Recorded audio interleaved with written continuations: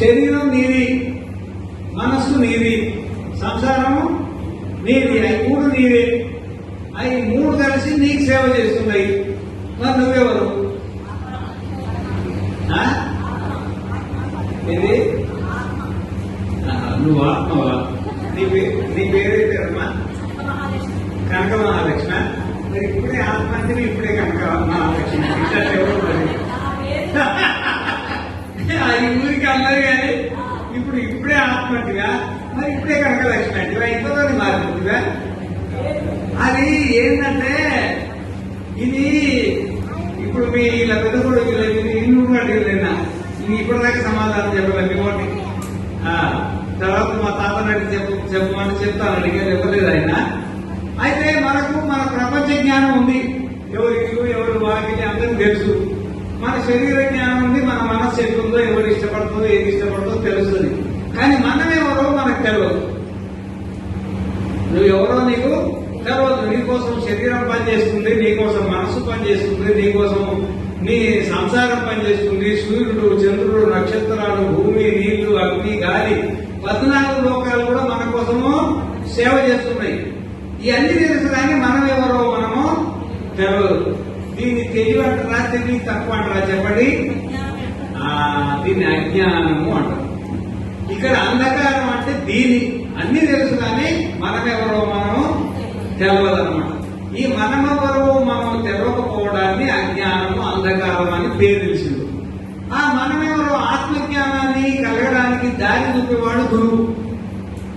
నువ్వెవరో నువ్వు చెప్పడానికి నారాయణం, పద్మభువం, వశిష్టం, శక్తి తాపసం, పరాశరం చ తత్పుత్రం, వ్యాసం, వేదాంత్య భాస్కరం, విరక్తం, శ్రీ శుకం దేవం, జ్ఞాన వైరాగ్య రూపిణం, గౌడపాలంచ గోవిందం, యోగీంద్రం, జ్ఞానినామరం, తత్శిష్యం శంకరాచార్యం, అద్వైత స్థాపకం కురు తత్శిష్యాం పద్మపాదాదీన్ శ్రౌతతత్వ ఆత్మబోధకాన్ అసంగామిత కుర్వాదీన్ అస్మత్కురు వరాంపరాన్ సంభిన్నా జ్ఞానకమసో వందే జ్ఞానప్రదాయిన.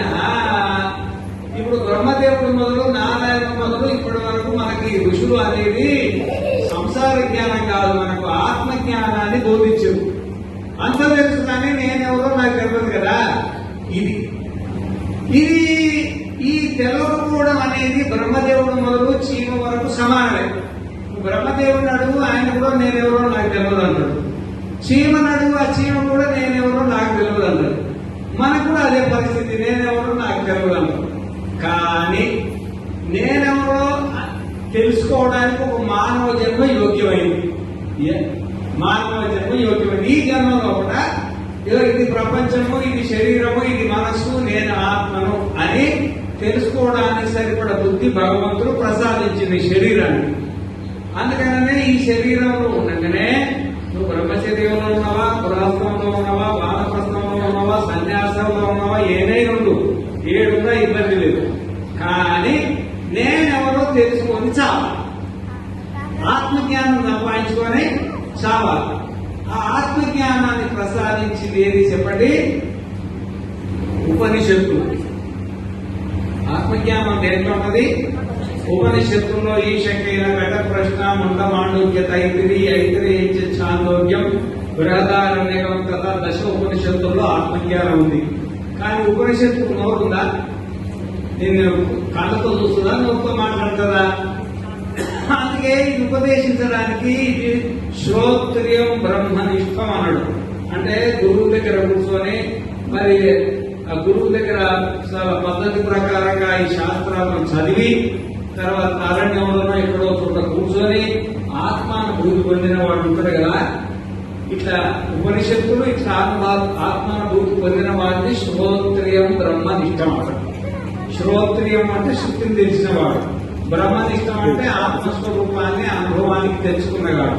ఈ రెండు కలిసి ఉన్నవాడిని శ్రోత్రియ బ్రహ్మనిష్ఠుడు అంటాడు.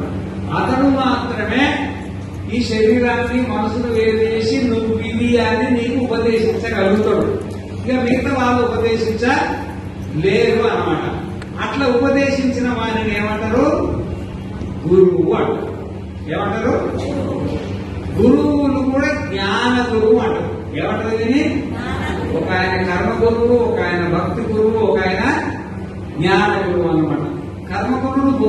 మంది ఉంటారు. పుట్టినప్పటి నుండి జాతక కర్మకాల నుండి సచ్చిందాకా కర్మ గురువులే వాళ్ళు. తర్వాత భక్తి గురువు, ఇక మనకు పెద్ద పెద్ద వాళ్ళు త్యాగరాజు ఏదో పెద్ద పెద్ద వాళ్ళు ఉన్నారు. వాళ్ళు ఏ విధంగా భగవంతుని ఆరాధన చేసి భగవంతుని అనుగ్రహం సంపాదించుకుందో ప్రహ్లాద నారద పరాశర పుండరీక వ్యాస అంబరీష శుభశౌనక భీష్మదాల్య మనకు పెద్ద లీస్టే ఉంది భక్తుది. అది భక్తి గురువులు. ఇప్పుడు శ్రోత్రియ బ్రహ్మనిష్ఠుడు ఏ గురువు అవుతాడు? జ్ఞాన గురువు. గుకారస్తు అంధకారస్య. గురువులో ఉన్న గురువు ఉన్నాడు కదా, గురువులో గుకారానికి అంధకారం అంటే తెలవతనం. మనం ఎవరో మనం తెలవతుడు, అది గుకారం. రుకారస్త నిరోధక. ఆ గురువు ఏం చేస్తారంటే శుభ్రంగా ఆ అరటిపండు తొక్క తీసేసి లోపల గుజ్జు పెట్టినట్టుగా ఇదో ఇది శరీరము, ఇది మనస్సు, నువ్వు ఆత్మ అని కరెక్ట్గా చెప్పేస్తారు అన్నమాట. దానివల్ల మనకు నేనెవరో అనే ఆత్మజ్ఞానం కలుగుతుంది అన్నమాట. అట్లా ఆత్మజ్ఞానాన్ని కలిగించేవాడే గురువు అన్నాడు. అందుకనే మన సాంప్రదాయంలో ఎవరికైతే గురువు ఉన్నాడో అతనే మనిషి అన్నాడు. ఆచార్యవాన్ పురుషో వేద. ఆచార్యవాన్, ఆచార్యుడు అంటే శ్రోత్రియ బ్రహ్మనిష్ఠుడైన గురువు ఆచార్యుడు అంటారు.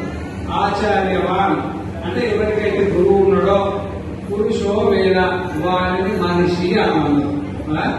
మిగతా వాళ్ళని మనుషులు అనడానికి లేదు, వాళ్ళని పశువులు అంటారు శాస్త్ర భాష. పశువు అంటే ఏంటంటే ఇంద్రియ విషయాన్ని పశ్చతి, ఇది పశువు. పొద్దున్నే సంసారంలో పడ్డా కదా, ఆ సంసారంలో పడడానికి పేరే పశువు అని అనమాట. గురువు అంటే కాలు ఏది కాదనమాట. అజ్ఞానాన్ని తొలగించేవాడు గురువు. పాద పూజ అంటే వాస్తవికంగా కాలు కట్టుకొని కడుగుతారు కదా, కాలు పట్టుకొని అని మన శాస్త్రంలో ఒప్పుకోరు. పద పూజ, పదాలంటే గురువు చెప్పిన వాక్యాలను పూజించడం అంటే ఆచరించడం. గురువు చెప్పిన పాఠాలను ఆచరిస్తే దాన్ని గురువు మళ్ళీ పాద పూజ అంటారు. పదశబ్దానికి ఆదివృత్తి సంస్కృతంలో పదస్య ఏమిటి పాద అంటారు. ఆదివృత్తి భావార్థంలో ఆదివృత్తి అయితే వ్యాకరణంలో. అయితే ఈ పదాలు వదిలిపెట్టి పాదాలు పట్టుకుంది. కాడడము, దానికి గుట్టు పెట్టడము, దానికి మంగళారం తెచ్చినామో, నేను పాదం పూజ చేసిన. ఈ పదాలు గోయిందా ఇక్కడ మీరు పాదాలు పట్టి అదే అన్ని అవసరమే ఇది అవసరమే ఏమిటి అని రెండు కావాలా. ఇప్పుడు పూజారి పాద పూజ కానీ రోజు చేయిస్తారు.